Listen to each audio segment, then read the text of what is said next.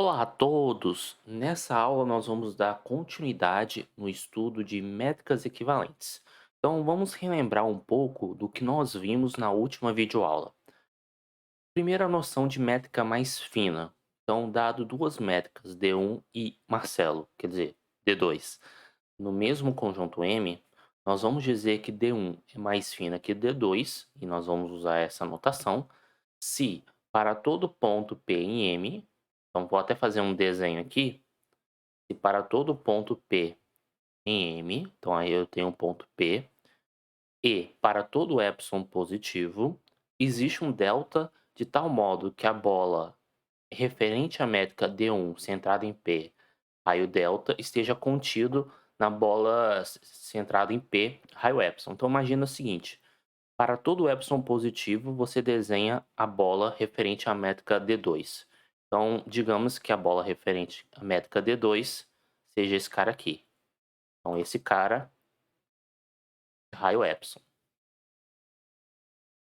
que é referente à métrica D2. Então, para cada epsilon, você tem que ser capaz de encontrar algum delta, de tal modo que agora a bola referente à métrica D1, e aí imagina que essa métrica D1 aqui tenha raio delta, de tal modo que a bola referente à métrica D1 esteja dentro, ou contido, melhor, na bola referente à métrica D2. A gente vai dizer que as métricas são equivalentes se D1 é mais fina que D2 e D2 é mais fina que D1. E aí, qual a importância das métricas equivalentes? É que dentro da noção, por exemplo, de continuidade, uma função que ela é contínua referente à métrica D1, se for equivalente a D2, também vai ser contínua em relação à métrica D2. Então você tem uma riqueza de aplicações. Para ficar mais claro o que eu estou querendo dizer com isso, o objetivo central da aula é demonstrar esse teorema. Então nós vamos considerar M1 e M2, dois espaços métricos dentro do mesmo conjunto M, e essas afirmações são equivalentes. Então, de novo, aqui eu estou partindo do pressuposto que D1 é mais fino que D2. Então, se isso é verdade, tudo é verdade. E aí observe que D1 sendo mais fina que D2 significa o quê? Que qualquer função contínua referente à métrica D2 implica na função ser contínua referente à métrica D1. Se você tem, por exemplo, que são equivalentes, então isso vai implicar nisso e isso vai implicar nisso. Então por isso que é importante esse resultado. E aí, antes de demonstrar esse teorema, eu queria chamar a atenção para esse item aqui, da aplicação identidade ser contínua, mas para explicar uma conta operacional que nos permite identificar que duas métricas são equivalentes. Então, a observação que eu gostaria de fazer é a seguinte: se você porventura tiver, por exemplo, um alfa e beta positivo, se porventura você tiver isso, de tal modo que você consiga essa condição alfa D1 de xy menor ou igual a D2 de xy menor ou igual a beta D1 de xy, ou seja, você consegue prender uma métrica através da outra, a menos de dilatação através dessas constantes. Se isso aqui ocorrer para todo xy pertencente a M, então D1 é equivalente a D2. E por que que isso é verdade, né? É, aqui é claro que é só um rascunho, mas, por exemplo, se você quer analisar uma expressão do tipo D1 de xy menor do que delta, e você quer como é que a gente justificaria esse fato, né, antes de mais nada? É só observar que as funções, deixa eu até escrever quais são as funções. Em 1, 2, ou seja, que vai da métrica M1 a M2, e o I21, que vai da métrica M2 até M1, a ideia é mostrar que elas são contínuas. Então, são contínuas.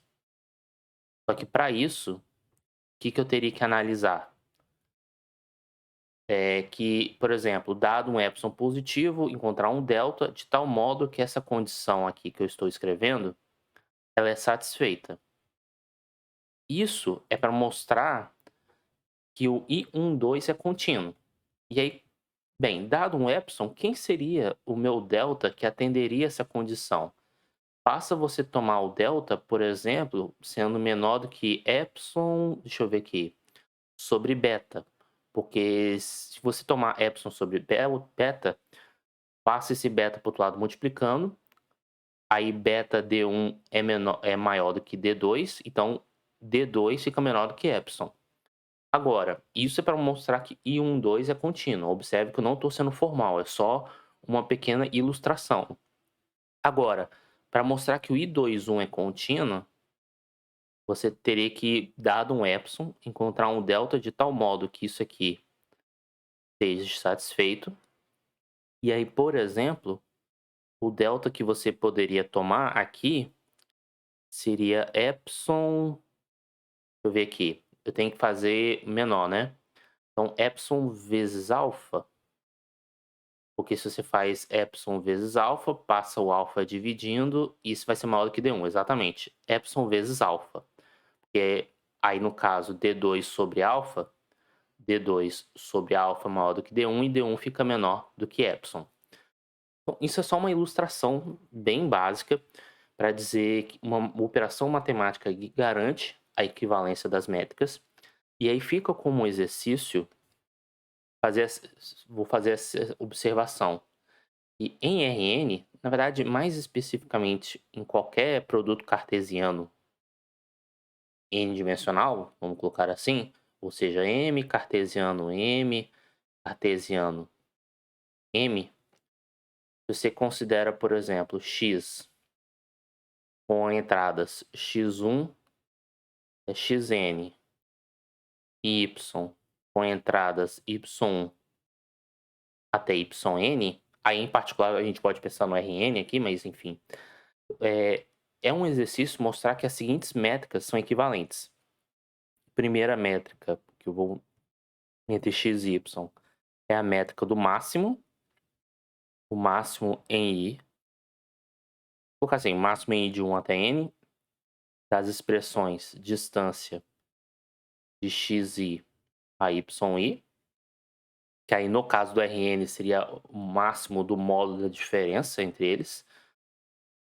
D2, que a gente pode pensar que seria aquela nossa distância euclidiana, então a raiz quadrada da soma de igual a 1 até n das distâncias de xi, yi ao quadrado.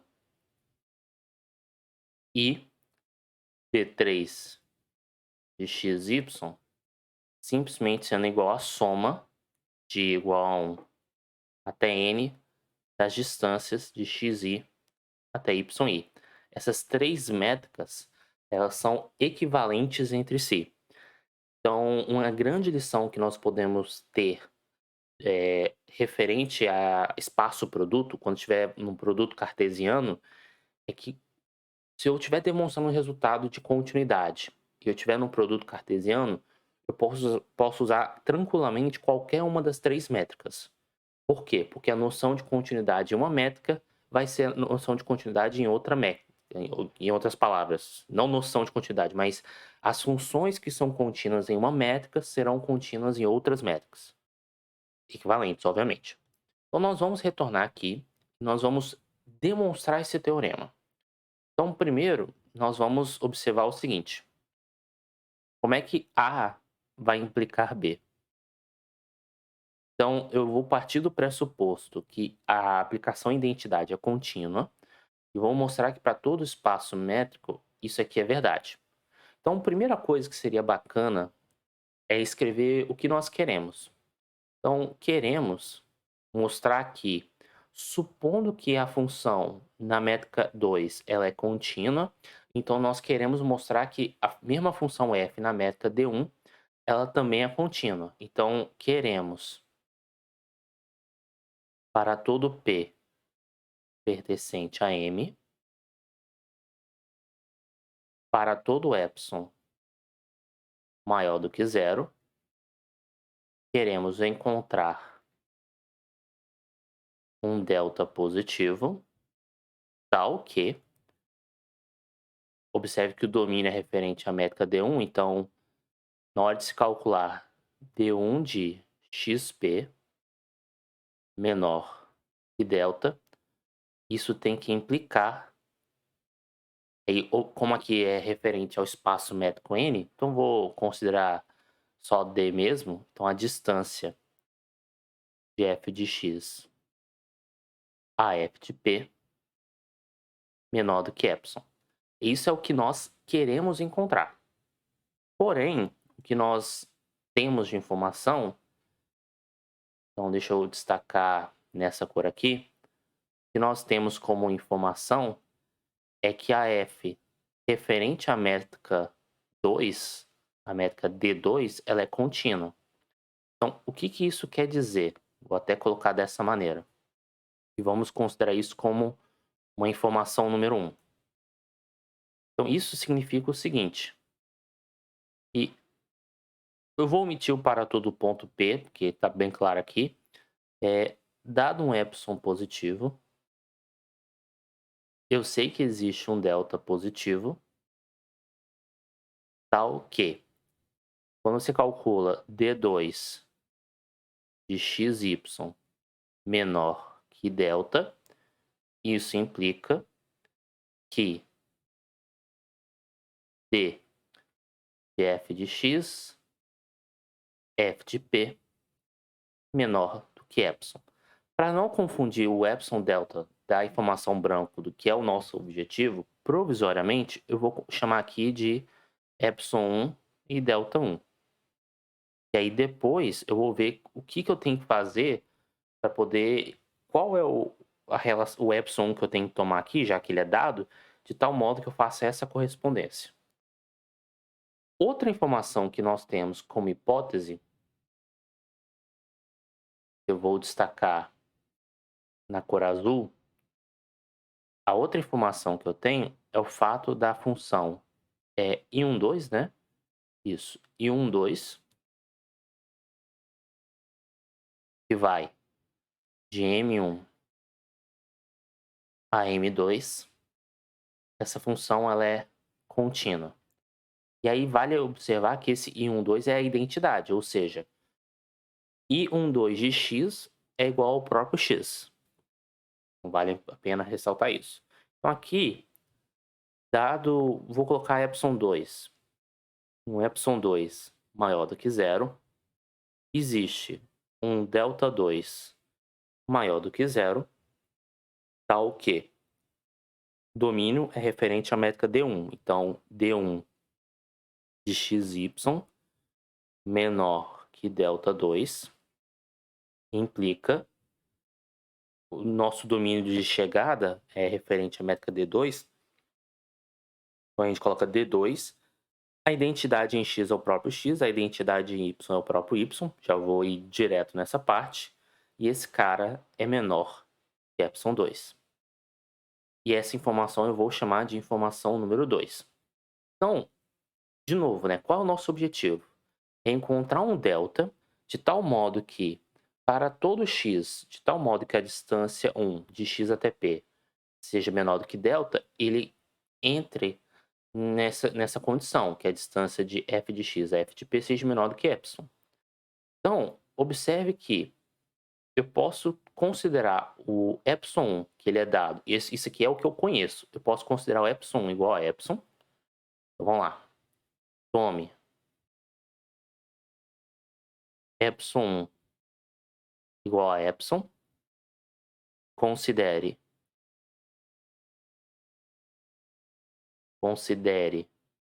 o delta 1 correspondente. O que eu quero dizer com isso?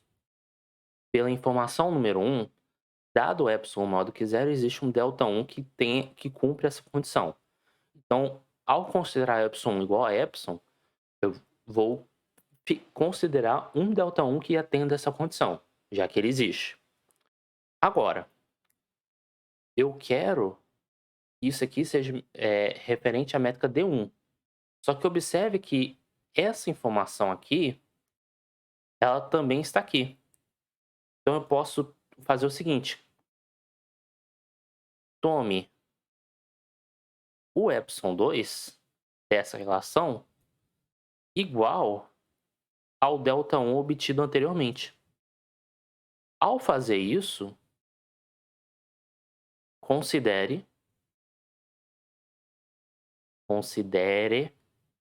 o ΔI correspondente. E agora, tome de novo nosso delta do objetivo inicial sendo exatamente igual ao ΔI. E nós vamos mostrar que funciona. Ou seja, que D1 de xy menor do que esse delta vai atender a nossa condição. Então, vamos lá. Então, se ao tomar delta sendo igual a ΔI, D1 de xy menor do que delta implica, pela relação 2, que D2 de xy é menor do que ε2, só que o ε2 é menor do que ΔI.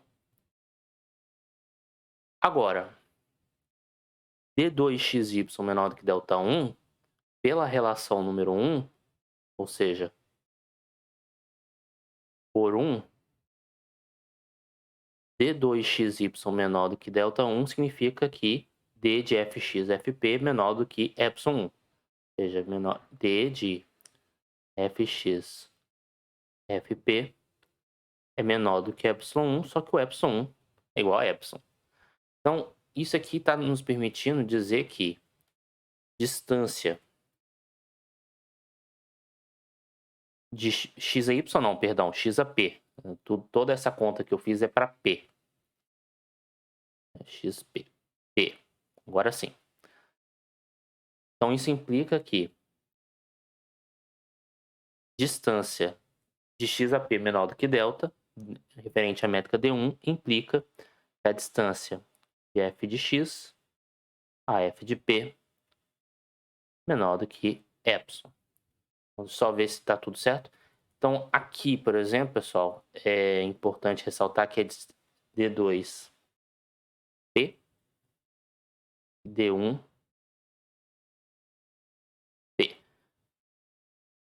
Só uma pequena correção. Mas, de qualquer forma, agora sim, o que a gente acabou de provar? Que essa função f, num domínio M1 em N, é contínua. Agora que a gente fez A implica B, vou até sinalizar, não precisa sinalizar, A implica B, é importante observar que B implica C é imediato. Por que é imediato? Porque observe que, para todo espaço métrico N, uma função contínua referente à métrica D2 será uma função contínua referente à métrica D1. Em particular, você pode considerar N como um espaço métrico R. Então, isso acaba sendo um caso particular. Então, B implica C é imediato. Agora, C implica D. Vamos pensar um pouco. Eu tenho que uma função real referente à métrica M2. Ela é contínua. Se ela for contínua, a função referente à métrica D1 também será contínua. Aqui está dizendo o seguinte: para todo P pertencente a M, essa função D2P, no domínio M1 em R, definida dessa maneira, ela é contínua em P. Então, para C implicar em D, o que a gente precisa observar é o seguinte. Primeira observação. Se você toma D2P, ao invés de definir em M1, você definir em M2, essa função ela é contínua. Por quê? Porque a própria métrica dentro do seu espaço métrico, ela é uma função contínua. Então, isso já temos de antemão. Pela hipótese, ou seja, por C, toda função f que ela é contínua referente à métrica D2, que é o caso dessa função, ela é contínua referente à métrica D1. Ou seja, por C, D2P em M1 em R é contínua. Então, a gente mostrou que C implica D. Agora, vamos mostrar que D implica E. Para D implicar E, seria importante escrever o que nós queremos. Nós queremos mostrar que D1 é mais fina que D2. Então, para todo P pertencente a M, para todo epsilon positivo, queremos delta, queremos um delta positivo, de tal modo que, quando você constrói a bola referente à métrica 2, centrada em P, raio epsilon, esse cara tem que conter a bola referente à métrica D1, centrada em P, raio delta. Isso significa que D1 é mais fina que D2. Só que a gente tem por hipótese que D é uma função, ou que essa função é uma função contínua. Então, por D2P em M1R ser contínua, o que a gente sabe é o seguinte. Dado o epsilon positivo, existe um delta positivo, tal que... Vamos lá. Uma outra forma de descrever a continuidade é dizer que qualquer bola no domínio, né, referente à métrica 1, centrada, bem, como essa função ela é contínua em particular em P. Então, eu vou analisar essa continuidade em P. Então, quando você pega a bola centrada em 1, ou centrada em P, raio delta, e você calcula a F desse cara, que nesse caso seria o D2... Não, vou pelo jeito clássico mesmo. Perdão. Então, o que eu quero dizer é o seguinte, que D1 de XP menor do que delta implica o domínio de chegada em R. Então, uma métrica que nós temos é o próprio módulo, né? Então, módulo de... Agora vamos aplicar a função D2P de X menos D2P de P. E esse cara é menor do que epsilon. Isso é devido à continuidade dessa função. Só que se você observar, está escrito aqui, bem, D2Px é a mesma coisa que D2 de x até P. Menos D2PP é a métrica D2 da distância de P até P, que é zero. Como distância é um número maior ou igual a zero, o módulo de um número positivo é ele mesmo, e esse cara é menor do que epsilon. Então observe o seguinte, que aí eu vou só demonstrar falando. Nosso objetivo é mostrar que eu tenho que encontrar para todo epsilon positivo um delta de tal modo que essa condição estrela seja satisfeita. Se eu tomar para todo epsilon positivo o delta que cumpre essa condição aqui,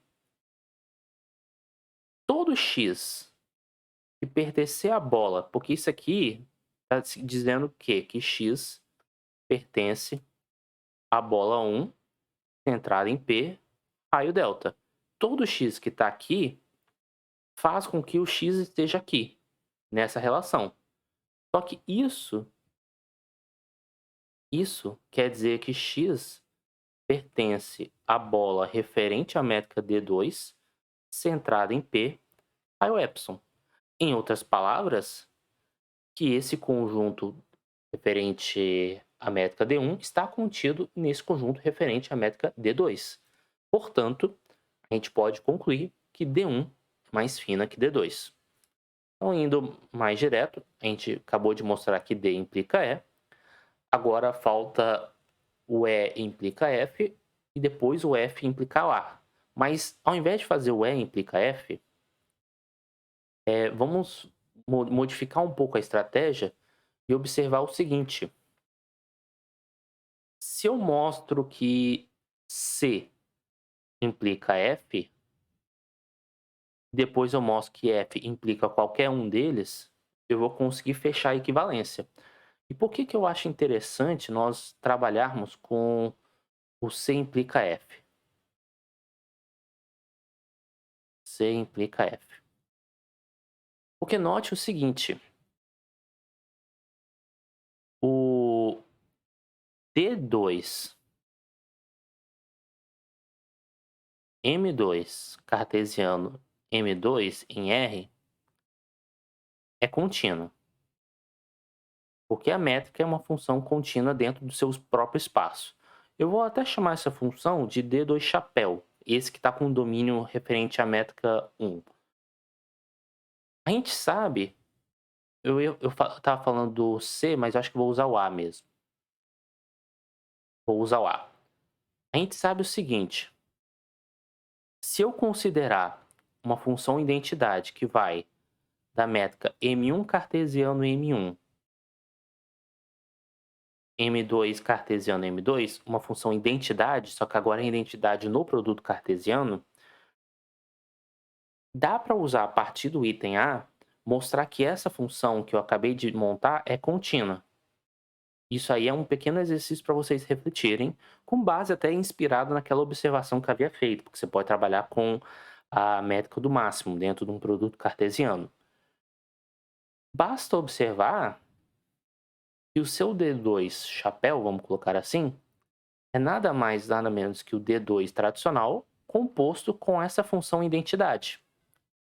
Essa função identidade é contínua, D2 é contínua, composta de funções contínuas, é uma função contínua.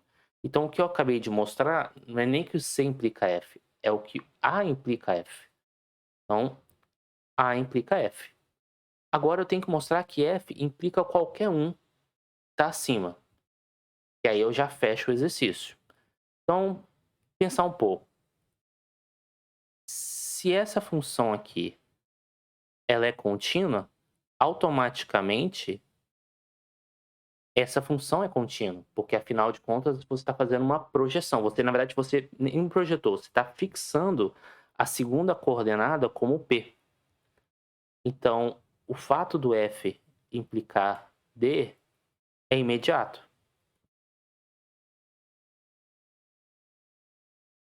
E voilá! Então é assim que a gente conclui esses resultados. É claro que existe uma noção, um teorema similar, pensando para métricas equivalentes, mas aí é só você observar que é só trocar, não é nem trocar, é ajustar o enunciado, né? Então, qualquer função que é contínua aqui, se somente se é contínua aqui, uma função que é contínua aqui, se somente se é contínua aqui, e assim por diante. De qualquer forma, métricas equivalentes te permitem, vamos dizer assim, em um dado exercício, você quer verificar se uma determinada função é contínua, você pode trabalhar em uma determinada métrica, e se num outro exercício você quiser trabalhar com uma outra métrica equivalente à anterior, você pode fazer essa mudança sem nenhum problema, porque continuidade em um significa continuidade em outro. Então, espero que tenha ficado claro. Qualquer dúvida também me coloco à disposição. Observe que são aulas bem diagonais, aulas bem enxutas, bem enxugadas, né, vamos colocar assim. Então, se vocês precisarem de alguma ajuda em algum ponto, na medida do possível, vou respondendo, tirando as dúvidas e ajudando vocês. Então, peço que em contrapartida vocês curtam o vídeo e até a próxima.